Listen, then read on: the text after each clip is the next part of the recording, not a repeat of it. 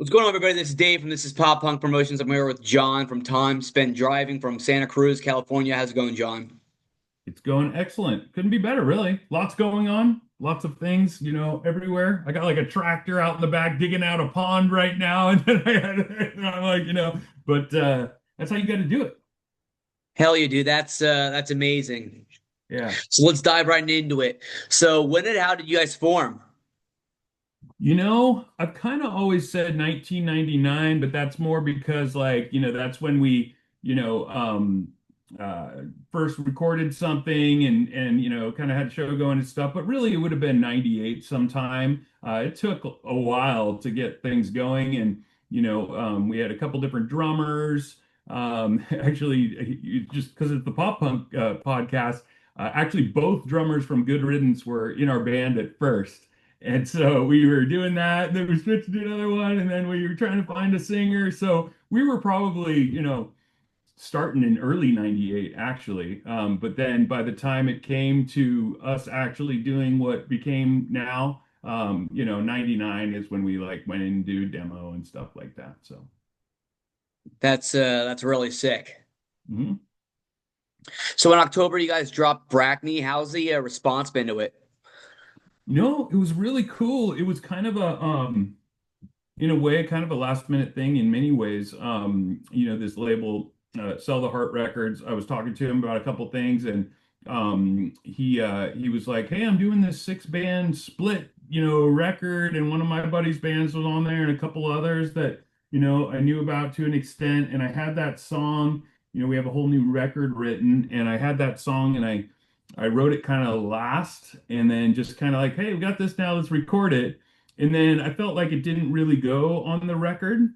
And so I'm like, you know what? I got a song that, let's do it and like let's get it out sooner than the rest of it's gonna happen. And so we ended up doing that. And then I was like it was like Sunday morning, the thing was coming out on Tuesday. And I was trying to make like an Instagram post. And I remembered our drummer was like, I recorded him like tracking the song a little bit. So I started to make like a little, Instagram post of whatever reel. And then I'm like, I think I'm going to try to make a whole video. And so I worked on a video for a couple days. Then I'm like, there we go, and I'm not a video guy, but I'm like, I can rig it. Well, you absolutely nailed the video. Oh, thank you, buddy.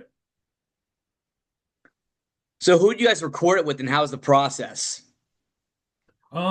So we are recording at my buddy's studio. I'm up in a little town called Boulder Creek in the Santa Cruz Mountains, and he's in a little town called Ben Lomond, a town and a half away. And he has a studio that he converted like his garage, and a really nice studio actually. And so it's just a comfortable place for us to go, and it's 10 minutes away. And so we've been doing stuff there for years at this point. So we've done really our last three releases plus the new one that we're going to be putting out soon, all there. And so the guy that we used on the last record that we put out, I guess it's 2002, 2003, a couple of years ago. He is a buddy of mine. He actually used to be in that band Craig's Brother. And Too Bad Eugene, his name's Andy. So, he's got a bunch of other stuff going on, like real business, not just recording. And so we kind of had to squeeze it in wherever, but that was really great. We did that mostly at the same studio. It's called Compound Recordings. I think it's like compoundrecordings.com, or you can find it on the Instagram and all that. But he couldn't do it. So my buddy Joe that owns it, he was like, "We'll talk to this guy Olav." And so, he works in here sometimes, blah, blah, blah. And I'm like skeptical because I'm like, if I'm going to be messing with this, I want it to be good. I want to be working with someone good. So, what I did actually is test him out on a few songs that I had a long time ago that never got recorded right or released at all. And the reissues on vinyl and stuff that we're doing for our 2002 record, Just Enough Bright, I actually went in and recorded a new song kind of from that era that no one's ever heard. And so I tested him out on that. And then he killed it. And then I was like, okay, like let's get this stuff done, and then let's start doing this record that I just wrote. And he's cool. Um, he actually is the live sound guy for Machine Head. But so he'll be on tour for like a month and a half, and like we'll be almost done, and then it's like, oh, I gotta wait. So that's the only part. Besides that, I have to look at his beard and stuff, but that's the only part that is a little bit of a bummer. But yeah, I think we'll be working with him for a while, and yeah, happy with how things are coming out, and I think he's stoked, and what more can you ask for? That's really sick. So, what would Yeah. you say your favorite and least favorite thing is about the writing and recording process? I love the writing process because I just really get into it. And like once I'm getting somewhere, I just keep wanting to go. And, over time, when we originally broke up in 2003, and like I said, we kind of started in 98, and really we had maybe an album and an EP and like a song on the Emo Diaries. And that's really all we put out because it's just like, okay, now we lost the bass player. Okay, now, and then we're doing tour. We did like 150 shows in that time. You know what I mean? We went to Europe, we did a US tour, we did like all kinds of stuff. So we kind of burnt ourselves out quickly. Like if I could do it over, I might do it differently. But so we weren't the most prolific band, but I had a bunch of stuff still. I got a stack of tapes I was just uncovering recently, or like from this little recording thing on zip discs that I kind of uncovered. I always trying to do stuff, but then I got busy, started a business, later got married, have a couple kids, all of that stuff. It was spotty. But then where I'm at right now is I have my whole, office studio that I built now, and now I can come out here and get away, So I actually do it kind of too much, but kind of making up for some lost time a little bit, if you will. And so I really like that process. It's just exciting to create something out of nothing. I like that. I used to really like recording because like more than that even because I get to start hearing it closer to what I think it should be.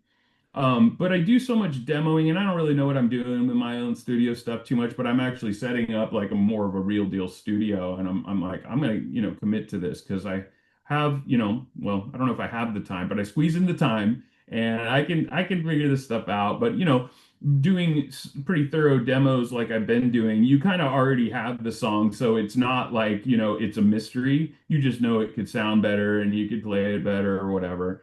Um, so um so I've the recording process has gotten more difficult. It's also different when you used to go in, like when we did that Just Enough Bright record that's being reissued right now. Jay Robbins produced it. I don't know if you know who he is, but he flew out. We went to this studio called Tiny Telephone in San Francisco, and like we go there, we stay there, we're there for whatever it is, 7 days, and you have to do it, right? So and it was fun. I'm excited to do it. But now it's like, okay, get in there on Monday, Wednesday, and Friday, and like, oh, can't do it this weekend. There's a kid's birthday party, and then it goes like this.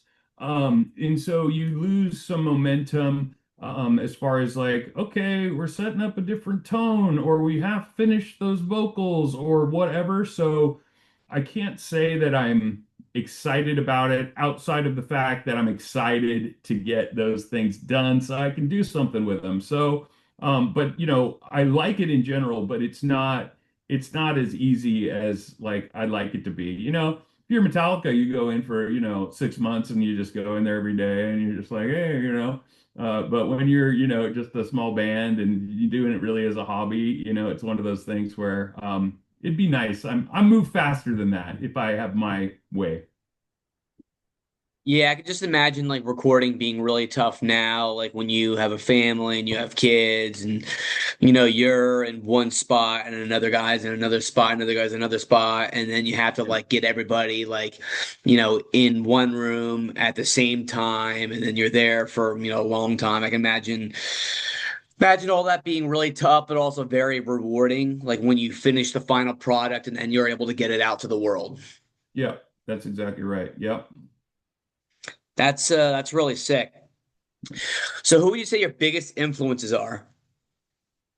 Oh man, I have so many. I've actually been unpacking all my CDs and stuff because I guess CDs are big again, and like people are stoked and they're like, "Hey, you got that first this on CD?" And like, do you guys have any CDs and like that kind of thing? So I'm like, I got CDs, dude. I got CDs. I started playing music when I was 16 years old. Back then I was just really influenced by all the punk rock on skateboard videos and stuff like Skateboard Kid, and so that's how we found out about Big Drill Car or even Black Flag is the first time I heard him was on that. Fugazi, so all of those bands, that was kind of the initial influence of so those bands initially influenced, you see like Green Day on the Plan B video or something, and that's before Green Day, right, and stuff like that. I mean, they were doing the thing, but it wasn't like Dookie time, you know what I'm saying? So those are kind of the genesis. The Descendants, like Slash All, is my favorite pretty much all time band. We don't necessarily play like that kind of stuff, but there is that stuff in there. And like lyrically, very influenced, like Bill Stevenson is one of my favorite songwriters. And just the rawness and the kind of like uncomfortableness of some of the topics, you know what I'm saying? That's really influenced me, maybe to my detriment, because there's been a couple songs that I wrote that were too detailed or too obvious. And if I would have done it a little bit more sleuthy, I probably, would have been good. But at the same time, you kind of don't want to edit your art, you know? But, I've learned to be a little bit more cautious, um, a little bit more screened, if you will. But anyway, so yeah, so that's kind of my kind of I guess with all my punk rock days and everything, the Descendants is my biggest influence. As far as, the stuff we play right now, which is like an indie emo type stuff, and I've been doing this off and on since 2000, like 98, like we said. But early on there was, Knapsack and Jimmy Eat World. I saw them really early on with actually Bad Religion and Sam I Am at a place in Palo Alto here. And I never heard of them, but I was there, because I was big on Sam I Am and of course Bad Religion. But uh, Knapsack was from here. So they were big and later, turned into the Jealous Sound basically. So, those were big ones for me. Sam I Am's a huge one, Jawbreaker, those kind of bands were really kind of early on. And then, as I was kind of starting to do that stuff, then all the stuff started creeping up. And I think we all came from a similar spot, with that little chunk of era there. So there, I could list off bands all day. I mean, I could hold up all the CDs for you if you want. You got me really excited with the CDs. I'm a big CD guy. It's what I grew up on. It's what's gonna be, in my coffin Yeah. with me Here, when I'm dead. check this out. Like I was just trying to dig out kind of cool stuff. But like for instance, like I have Oh, the first yes. Blink Now and we're talking. it's Now just we're Blink. talking. And like back then it's like they weren't anything. I actually got them a show here in Santa Cruz that we played with them. We played with them like in this weird little mountain town and where are you located? So I'm from Jersey, but now I'm in Hershey, PA. Yeah, okay, cool. So, near Fresno, which is kind of like cowtown suburb type, I don't even know what you call it, but just not what you think of with the California usually. And we played up in the mountains, these little hall. We played with them in Fresno. And this is my couple of my older bands played with them. And we actually did, believe it or not, the Dude Ranch CD release party in Las Vegas. And it was just That's because so sick. I was bugging promoters because I was like on a mission with a band, and I'm like, I wasn't comfortable calling people and asking for stuff, but I'm like, again, just kind of like the studio stuff. Someone else does it, I can do it. So I just started hitting up, and it was Golden Voice was the promoter, who's a big promoter out here. And then finally, kind of built up a rapport checking. And she's like, "Hey, we've got this Blink show, and you want to play it?" I'm like, "Yes, please." And I remember it was 98 Mute was another band on there who was like a kind of skate punk Southern California band, and there was someone else too. But cool stuff. So yeah, I was just I'm in California, so there was things that cross over, and I've been in several different bands, but the three main bands that I was in, we crossed paths with, I mean, you name it. So there's a lot deeper than just like the stuff I do now. You know what I mean? There was already 8 years or whatever before that of, trying to do stuff. That's absolutely incredible. I'm so jealous. Yeah, I know. It's pretty cool. It's pretty cool. So you're from Santa Cruz. How's the scene there? Do you have a favorite local band, a favorite venue? Hmm. In the mid 90s, it was going off, dude. The band I was playing in was doing really good. And, Good Riddance is from here. And they just got signed to Fat Records. I feel like I'm talking about them a lot, but it's related. But our other guitar player's brother is in Good Riddance. We kind of saw the whole thing happening, right? From going and them just playing any little thing to all of a sudden, like, hey, you're with Lagwagon and Rick knows for her name, and like, because you kind of see that. And so we would play with those bands too, and they would all come through here and play at little halls and stuff, and the Vets Hall, and who knows where, like a converted freaking real estate, building, so it was really, really good. Like everyone was into it, it was kind of like the No Effects heyday, and then it was like kind of post grunge stuff too. So it was a big thing. Then it really kind of petered out, and it was hard to even know. I guess I got busy and I wasn't playing in bands as much, so it was hard to even know like what was out there and what was going on. And I didn't hear too much about bands coming out of here. It's a small kind of surf town. I think there's maybe 50,000 people or something. And I'm up in the mountains here, so it spreads out a little bit. But it's not like San Francisco or something where there's a bunch of bands, and no, there's always bands coming out of there, or LA or something. Um, but Where was I going? Oh, right now though, there's a pretty big scene coming up. Like that band Drain is from here. There's another band that people keep on sending me called First Day Back, and they're almost like they sound very much like 97, 98 like emo thing straight from the garage. Like I think Day Back is like a Braid song's name. And so but they look like they're doing pretty good, and people send it to me, and even the recording sounds like that. It's almost like trying to recreate that moment. I mean, I don't know, but like just, face value. And then what's the other big one? There's another big band from here with like a chick singer. Um, who are they? I can't remember right now, but another band that's like Drain kind of. I wish I could remember it off the top of my head, but I can't. But so in other words, there's some there's a lot of music stuff going on. I haven't played this band hasn't played live in 10 years. So we're trying to get back to that, but that's COVID, writing records, member change, whatever. But my band, Fury 66, which we were, kind of a mid 90s band, we actually just did a reunion show like 4 months ago.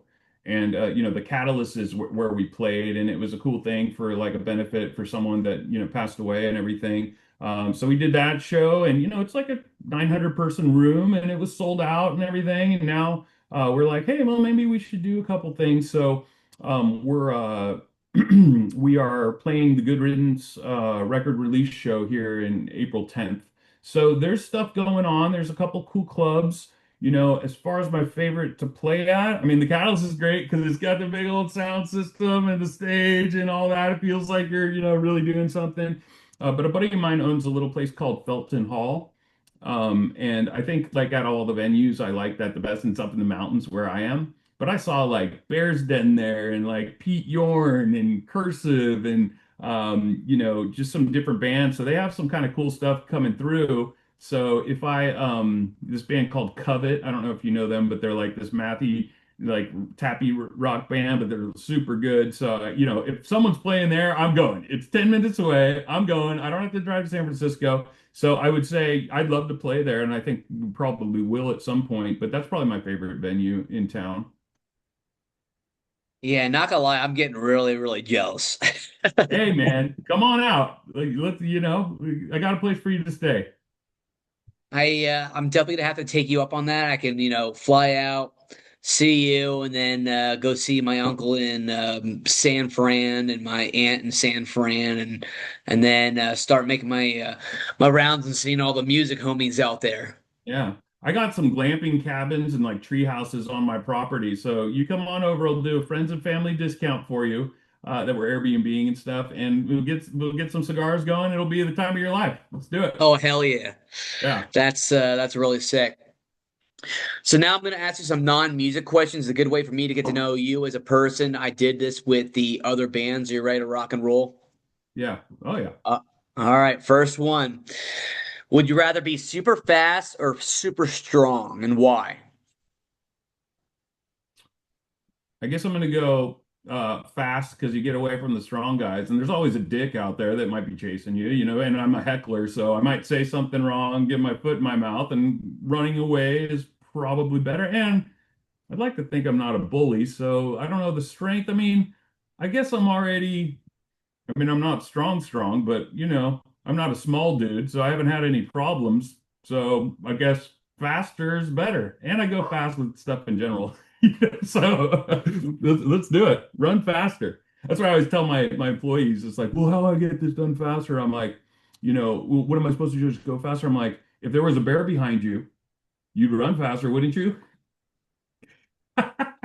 Yeah, no, I I think don't like say super. that too much these days. It doesn't always go over well, but you got a real slow person. Yeah, there's ways to go faster. Trust me, I do it every day. True. No, I think super strength would be like cool, but I think it might be a little overrated. I think it'd be really cool to be like the Flash and be able to get to like LA in like 5 minutes or get to like San Fran in 5 minutes. I think that would be really sick. Now, your perspective is better. I think if I wasn't so on the point blank, maybe I would have thought of that. But yeah, getting somewhere faster, teleporting to that place. Are you kidding me? That would be great. I could see so many more shows and do so much more. Yeah, that's awesome. To me, that would be cooler than just like, being able to like pick up a house or pick up like a giant like rock or whatever. Yeah, I like it. I like it. I agree. S- So what's your favorite season? Hmm, that's pretty interesting. Geez, they're all good in their own way. I would have to say spring because you're just coming out of, it gets pretty cold and rainy up here, and for me, it affects me mentally. Whether I like the rain and all that, but it's kind of you're coming out of it. In California, the Golden State, everything's dry and everything stays kind of that way. And then all the rains and stuff bring it up. So at my place, all of a sudden there's grass green this high and it's just beautiful and things are blooming. So I guess you have to say spring, and it's kind of the new year coming in, into getting rolling in a good way. So yeah, spring. Yeah, no, my only issue with spring is that's when my allergies are the absolute worst. You know So what's weird? I never had I'll have allergies, to and pass then on that. yeah, I never had allergies, but I think it was 10 years ago. All of a sudden, I started having allergies like so bad that I was like, wait a second, like I need to take some allergy medicine. Then you wake up in the middle of the night, it feels like you freaking, like ate the Sahara Desert or something. So I'm like, oh, I'd rather be suffering than that. So, but now that's not, it's kind of like the more you're around it, I think you build up like kind of a tolerance because it's supposedly your immune system thinking that it's a foreign thing and attacking it, which is why you get what you get, is my understanding. So, you better just get your face down in whatever it is, maybe. I don't know.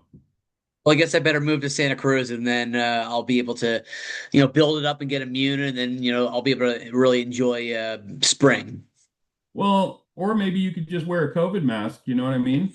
That'd be great. Like, Or a storm trooper helmet out everywhere. yeah, there you go. Like, you got options, dude. I still see people with a mask, so hey, maybe, you don't gotta feel weird about it or anything. Yeah, no, I think people at work would definitely appreciate it. Mm-hmm. Mm-hmm. Here you go. That's awesome. So, if you had $1 million and you could donate it to any charity, which one and why? Let's see. Um,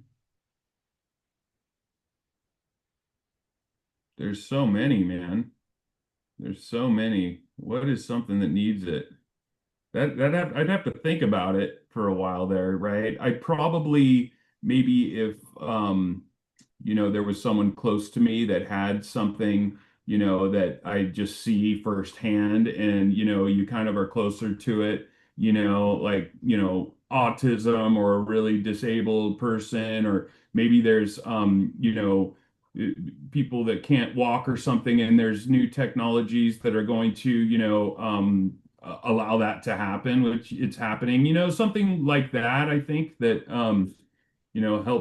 helps people because we're so lucky not only to be existing on the planet, but to, not have issues outside of allergies, of course. I mean, that's the thing. But you know what I mean? So, you have to be thankful for all that stuff, and it's easy to forget that. So I think something like that. I don't know a specific one, but we did a donation to at this not this last Fury 66 reunion, but the first one.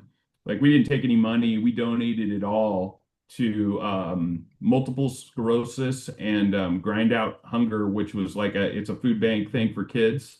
And the other guitar player's wife had multiple sclerosis, and then the other thing was like kind of a local thing. So, that's that kind of thing, I think. Yeah. That's awesome. I mean, I work with kids with special needs, so that definitely hits home with me. Mm. Yeah, so Very cool. All right, last question. What are some places in Santa Cruz that visitors should check out? Yeah, I mean, there's so much, dude. It's like this is a really kind of special place. You never been out here? So I've been to California, but I've not been to Santa Cruz. Yeah. It's a really special place. I mean, I live up in the redwoods near Big Basin Park, which is actually the oldest state park in California. And then there's other big, redwood parks and stuff around here. Then I'm, 30 minutes from the beach, and there's some of the best surfing places anywhere, out there. So there's that. The boardwalk is down there, which is one of the oldest, boardwalk. Amusement parks that still exist. I think you guys still have something out there, right? So out in Hershey, we have Hershey Park. Mm, okay. Derby is a skate park. You a skateboarder guy at all, I am a or? skater. I mean, I Yeah. suck, but I Okay. skate. Derby Park is, I think, one of the oldest. It might be the oldest still existing concrete skate park in California. Don't quote me on that, but we used to go down there all the time. It's still there. Slowly like added to it, but they kept the character of it. So it's not like your normal skate park. It's got this snake going down, and you're not grinding on these perfect things. You're working with like kind of weird curves and stuff. So that's a cool one to visit if you're skateboarding. There's another place, and I don't think I've been there, but it's called the Mystery Spot, and it's like an old cabin kind of, in the woods a little bit.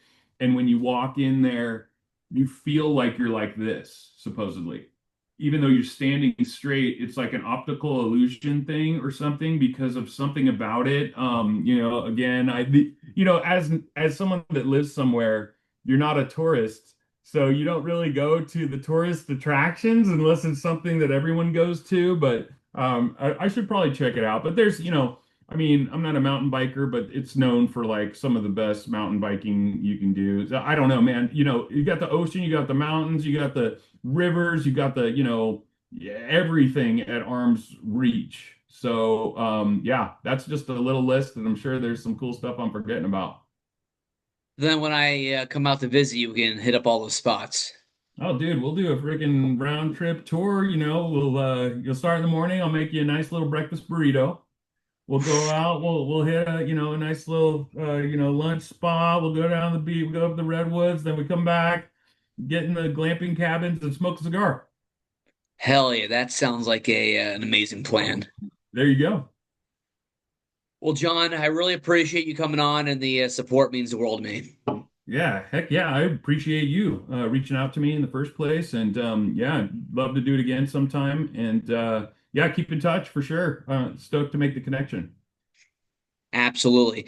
So, for the people that are going to watch this interview later, where can they find your music at? You can always go, everyone's on Instagram, it seems. So you could go on there and then you have the little link that goes to all of your different stuff. But we're pretty much spamming everything you can spam with our, our stuff. So, usually whatever slash time spent driving. Of course, you can go on Spotify and look for us.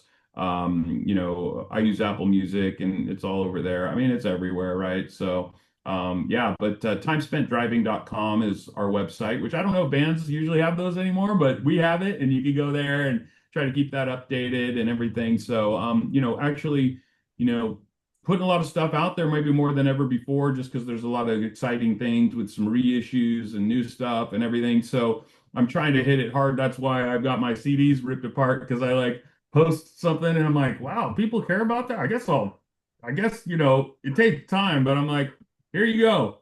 What do you think?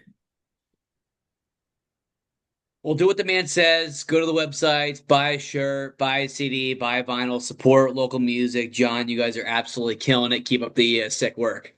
Thank you, man. I appreciate it. Of course, I hope you have a great night, and we'll chat soon. All right. Peace out.